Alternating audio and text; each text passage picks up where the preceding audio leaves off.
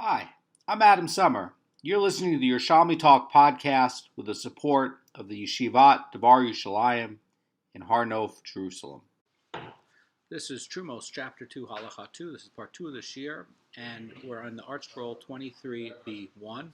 Today we're dealing with the legal significance of things that shrink. So, for instance, what if you're going to have something like a piece of chalev, which is forbidden fat, and there's a minimum volume for which you get punishment. It could be an olive's volume. What happens if something started out as an olive's volume or more, greater than the minimum shiur, and then, from the heat of the sun, it shrank and it has something less? What's going to be the halachic ramifications?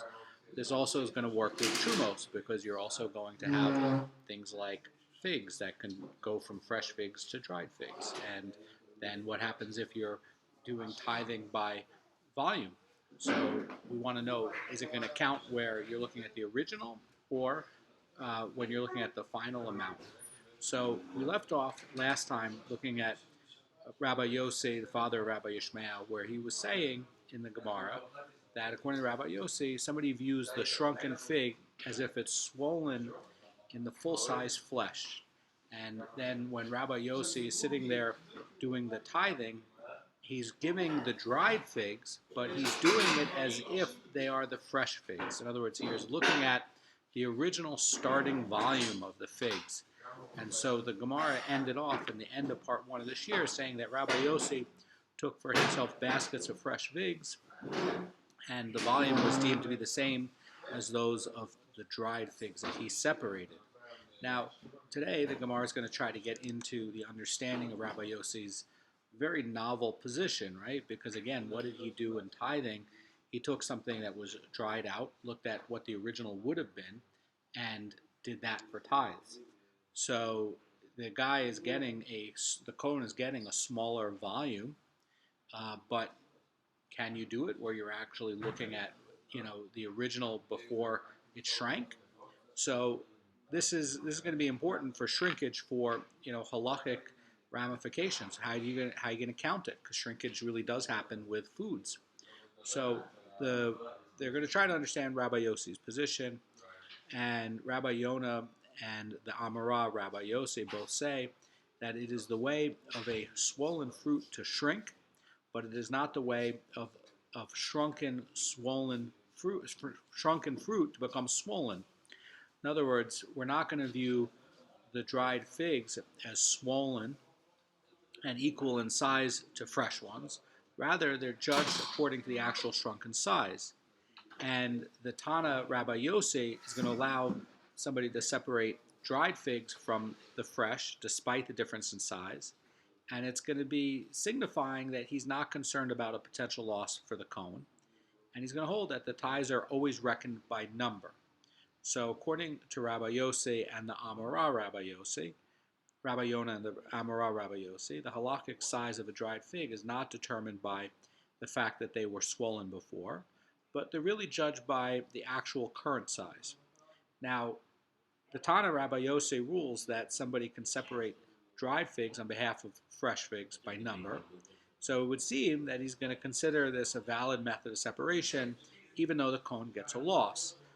So the Gemara is going to continue. It's going to say thus, based on the view of the Tana Rabbi Yossi, who took for himself large baskets of fresh figs in exchange for the small baskets of dried figs and separated his tithes. So the question is, well, wait, when they're doing these tithes, are they doing it by count, or are they doing it by volume? So the Maraful is going to explain it like this. He's going to say that the fresh figs being tithed, like the dried ones, are taken as tithes, and they're judged by the current size. So though later on they dry out, so maybe you should look at it as the original halachic size, right? And so the Marafulda is saying that now that the fresh figs are currently going to be much larger than dried ones, and you're separating the dried ones as tithes, then it would be that separating the dried ones from the fresh ones by number, so that Rabbi Yossi is giving the Kohen far less than 10% of the volume of fresh figs.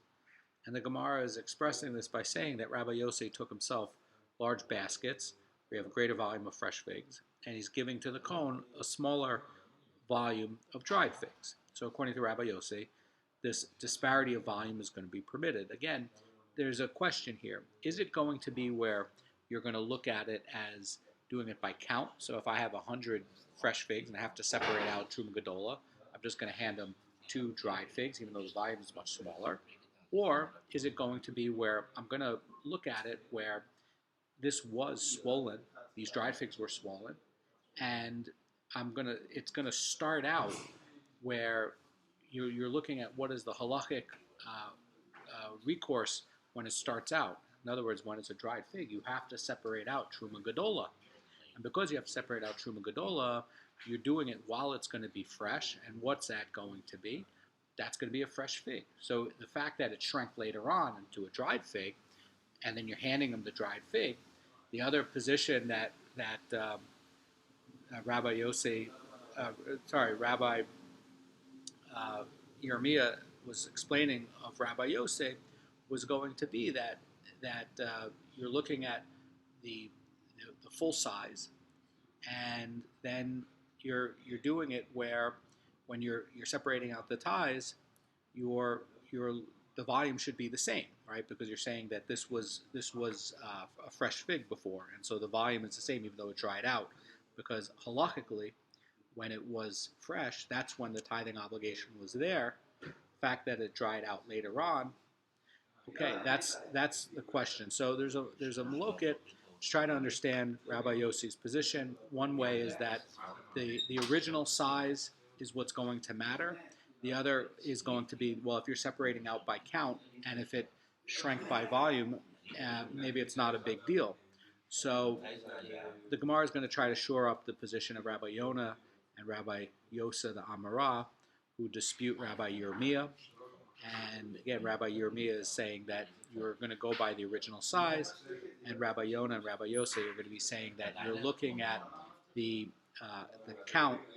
volume, and it doesn't matter if the count. You're going by count. It doesn't matter if it shrank. So the Gemara says, Rabbi Acha said to them, so too did Rabbi Illa, your teacher, question the statement of Rabbi Yerushalmi. In other words, he's arguing that it's the way of swollen fruit to shrink, and it's not the way of swollen fruit to become swollen. So the Gemara is going to give another dispute that comes in the Mishnah in Terumos, and it says that we learned in a Mishnah there, in Terumos 3:4, and it said concerning an egg's volume of contaminated foods that somebody put into the sun, and it became smaller because of shrinkage, and so too concerning the olive's volume of a nevila, or the lentils volume of a sheretz, or the olive's volume. It said concerning an egg's volume of contaminated food, that's going to be food that is temeh, and it's going to convey tuma to other foods by measure. That's going to be, by the way, the egg's volume. We covered that earlier in Terumos with Rabbi Eliezer's brilliant solution for transferring ties from one barrel of olives to another with a funnel. We covered that in chapter 1, the end of chapter 1. And then other cases where it became smaller with shrinkage, and it says it became smaller with shrinkage. In other words, you started out with something that was the egg's volume of contaminated food, and that's the legal standard, right? So legally, you had something that conveys it. Now it became smaller. What are you going to do? And also other things, right? So the Gemara says concerning an olive's volume of a nevila, and a nevila is going to be the carcass of a non-kosher animal, or, by the way, a kosher animal that wasn't slaughtered correctly. That's going to convey tuma through contact, also, by the way, from being carried. And the minimum shiur for that, it has to be at least the size of an olive. And then you also have another one that comes up in the Gemara. It says a lentil's volume of the sheretz. The sheretz, by the way, is going to be one of the in Vayikra chapter 11. It's going to be one of the crawling creatures that's going to be that it's going to convey tuma. By the way, it conveys tuma either through touching it, and the minimum size is going to be the lentils volume of the carcass. So either if you're touching a whole carcass or even a piece of the carcass that's the size of a lentil. And by the way, all of these minimum shiurs are from Halahala Moshe Sinai. By the way, I'm in the Kolel. And then also it says the olives volume of the noser. Noser is going to be something that has a penalty of karet if you eat it, and somebody who deliberately eats it, uh, it's very, very serious. And it also, that's by the way, noser is going to be sacrificial meat that was left unconsumed past the time when you were supposed to eat it. And then it says the olives volume of pigul, and pigul is going to be the meat that comes from the sacrifice that's invalid by performing one of the sacrificial services with an intention to eat its meat after the allotted time. And in other words, let's say you have a chagiga and you say, okay, I'm going to eat it 3 weeks later, right? Well, that's obviously after the allotted time. That is going to be the definition of pigul. So it also has the minimum size for what chalev has, and that's the next one in the list. It says the olive volume of chalev. That's going to be the forbidden fat. That's going to be the hard fat around the kidneys. That's forbidden in the kosher animal. And all of these cases, they're saying that it shrunk in the sun. It was greater than the minimum measure, and it got smaller because of the sun. What are you going to do with it? So the Gemara says that the contaminated food, the nevila and the sheretz, are rendered tahor. Why? Because the items have shrunk to less than their minimum measure, and they're no longer going to convey tuma. So the Mishnah is stating that if somebody placed these foods in the rain, and now the opposite case happens where they now expand to a bigger size, then the contaminated items are going to be tameh. And by the way, somebody is going to be liable for eating pigul, nasr, and chalev. So this teaching really is going to be like what Rabbi Yerushalmi is saying, right? In other words, Rabbi Yerushalmi is not getting this from nowhere. His explanation of what Rabbi Yosei is doing, Rabbi Yosei the Tana is doing, is to say that, look, you look at the original size of it, and if it was, it fit that standard for tithing, and it shrank, that at the time where you're looking at where it was swollen and it was subject to tithes, that's where you're gonna be tithing from. So can you give him, according to Rabbi Yerushalmi, the shrunken figs? Yes. And same too over here. If you're looking at the eggs volume of tameh food, and then you place it in the sun and it became smaller, um, you know, the idea is that, since the items have shrunk to less than the minimum size, they no longer convey tuma. In other words, that if you look at it now you're not going to be subject to it. So maybe it doesn't really fit Rabbi Yerushalmi's formulation. So the idea is that some are going to be saying that this tuma can't be generated with less than the egg's volume, and according to others, it requires the olive's volume. That's according to what the Bavli is saying. But the idea is that since these items have shrunk to less than the minimum measure, they don't convey tuma. And since the measures now on the other things like chalev is going to be smaller than the olive's volume, it's also going to be where you're not going to be liable for karet. So the Gemara is going to cite a dispute regarding this Mishnah's teaching, and the rabbis of the south said these are going to be the Amorim of the Yerushalmi located in the southern area in the south. So basically, it's going to be outside of the city of Sipori or Tiberias or the Galilee. So everywhere else in the Yerushalmi, where it's regarded as the south, is everywhere else, basically in Eretz Yisrael. And they said, and this final ruling regarding foods that expanded in the rain is stated when items were originally in olive volume and now they return to their original size. So the idea here, says Mara Fulda, is that if the foods were initially smaller than the olive's volume, but now they reached that measure through expansion in the rain, they're judged according to the earlier reduced size. So accordingly, if you had a piece of nevila that was measuring less than the olive's volume and expanded in the rain until it measures the olive's volume, it would not convey tuma according to the rabbis of the south. And the same would occur with a piece of pigul or nosar, that one would not be liable for consumption. In other words, the food's expansion is deemed significant only if the food was previously this size but shrank, and now it's been renewed by the rain. So apparently the rabbis of the south hold that in judging the size of an item in halachic terms, we don't consider the expanded state, but we only look at the reduced state. So that seems to follow the view of Rabbi Yonah and Rabbi Yosei in the dispute with Rabbi Yirmiyah. In other words, it looks like, that according to what Rabbi Yonah is saying is that what did Rabbi Yosef the Tana do? He said, look, I'm doing the measures by count, and I had to separate out 100 figs, and instead of doing fresh figs, I gave him dried figs, regardless of the volume.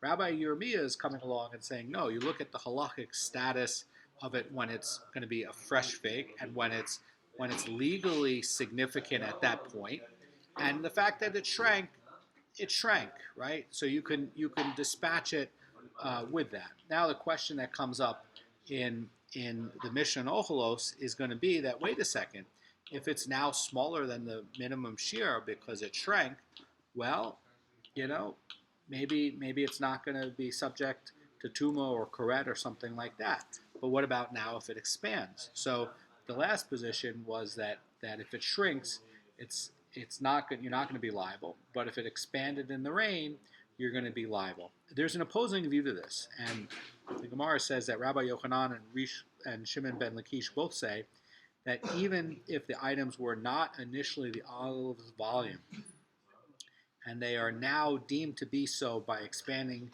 to that size in the rain, and so what they're saying, according to both Rabbi Yochanan and Rabbi Shimon ben Lakish, says Marafulda, is that even foods that did not measure the olive's volume before, and they're deemed to be of the volume once they expanded the rain, and what they're holding is that in judging the size of the item with respect to halachic matters, we consider the expanded state, but not the reduced state. That, by the way, is going to follow the view of Rabbi Yirmiyah and contradict the view of Rabbi Yosei.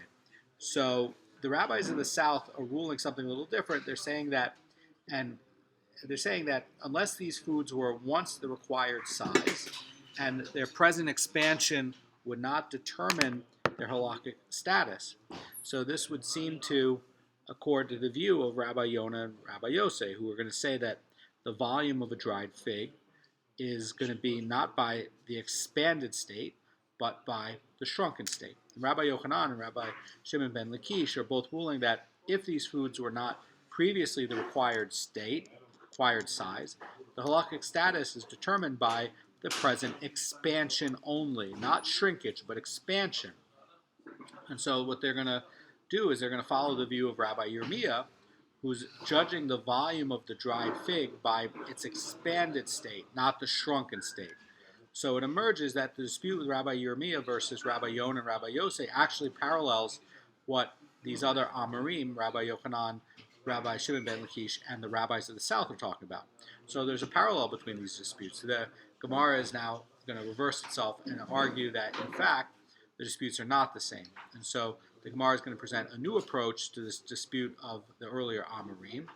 And the Gemara is going to begin by citing a Mishnah that discusses the means by which the loaves of the Toda bread and the Shtei Lechem offerings are rendered chametz without increasing their measure. In other words, all mincha offerings are unleavened, and with the exception of the 10 of the 40 Toda loaves and the Shtei Lechem brought on Shavuot, which are going to be chametz, and the Mishnah is now going to be unsure how the leavening of these menachos are managed. This also comes up in the Gemara in Menachos 76b, and that was left as sort of like a puzzle. Generally, the dough is going to be leavened by adding sourdough from an external source, but the problem here is that it has to be made with a certain amount of flour. The Torah prescribes an isaron of flour. It has to be exactly that. So if you're adding sourdough, you're adding flour from an external source. So you're going to have less than an isaron, and then it's hard to measure sourdough starter because there's water in it. And so it's hard to figure out exactly how much flour is there, and it can increase the volume of each loaf beyond the measure. So there's a lot of complexity that you can see in Menachos on how to measure the sourdough.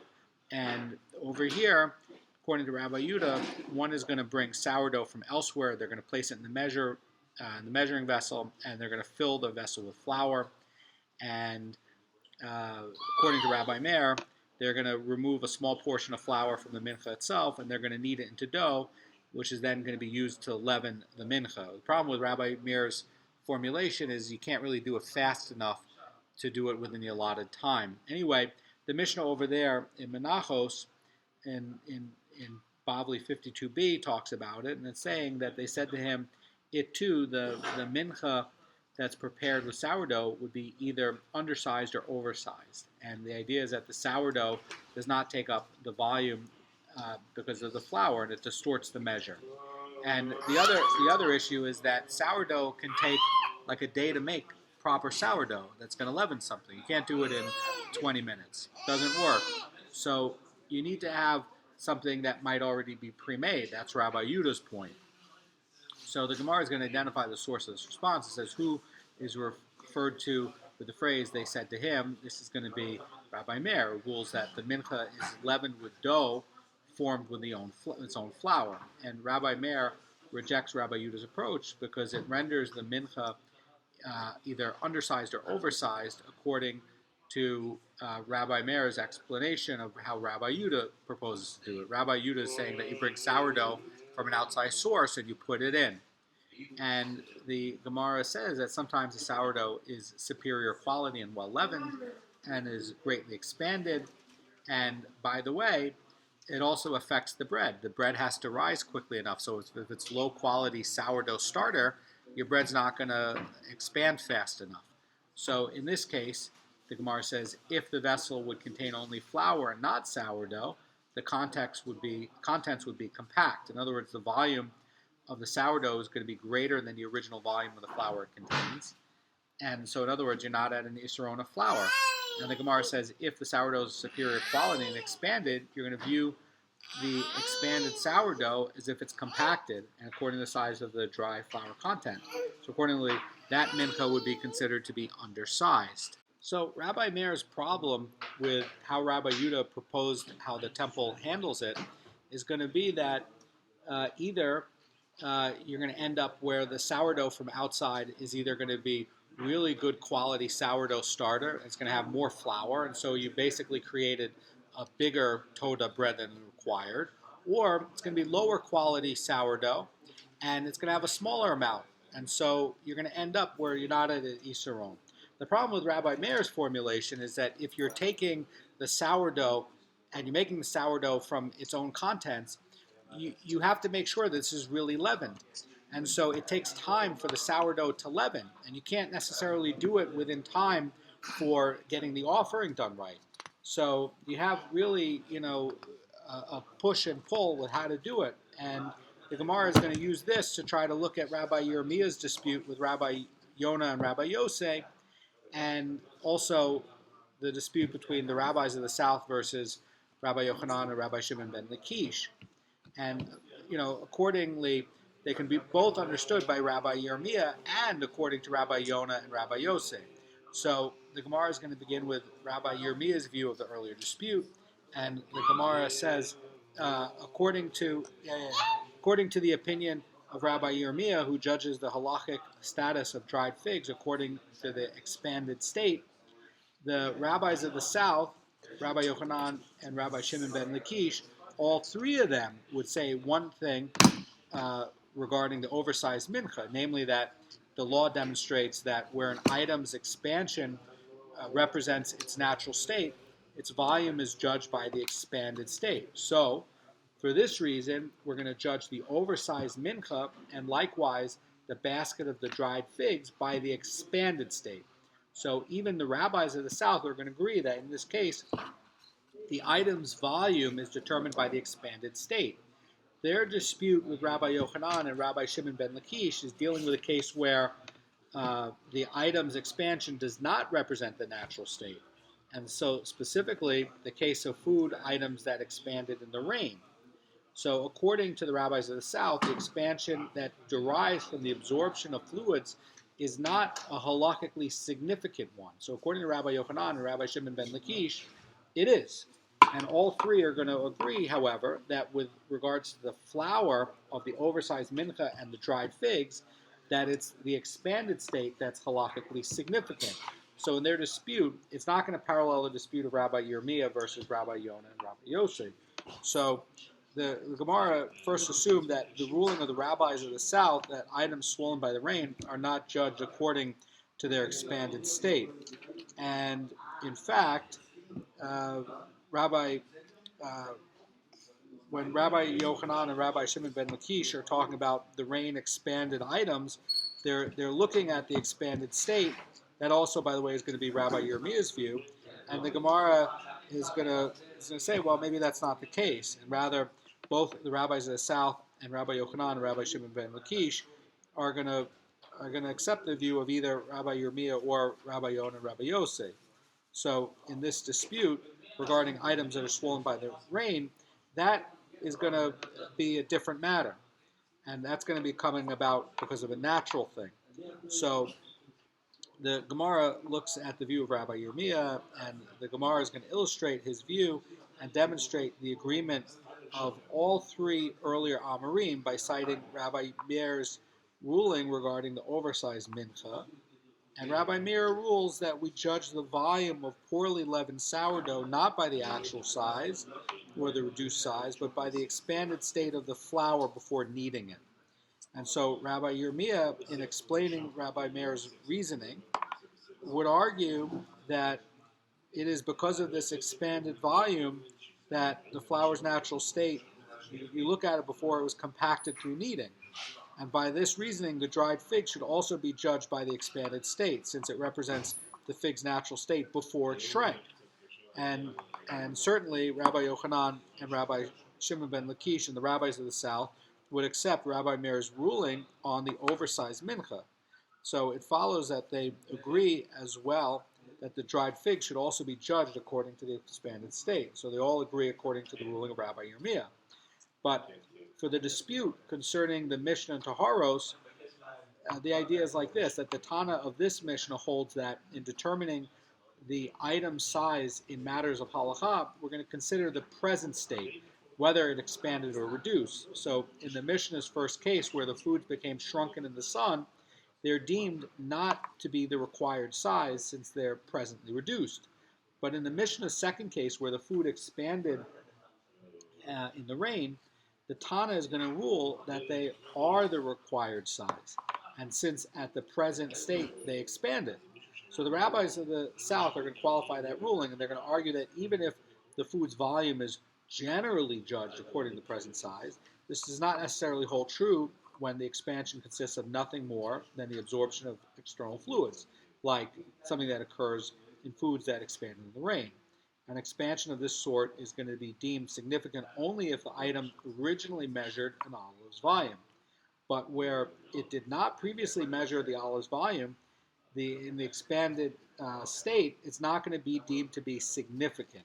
And so Rabbi Yochanan and Rabbi Shimon ben Lakish are going to be saying that even if the food never reached the required size in the present expansion, that it's deemed to be significant, and that's going to determine the food's halachic volume. The Mara Fulda is going to add to this that this dispute is in no way connected to Rabbi Yirmiyah's ruling regarding foods whose expanded state is their natural state. Rather, Rabbi Yirmiyah's ruling is the one that all three can agree to. In other words, regarding an undersized mincha whose sourdough is well leavened, Rabbi Meir rules that we do not judge the volume according to the expanded size of the sourdough, but according to the lesser size of flour.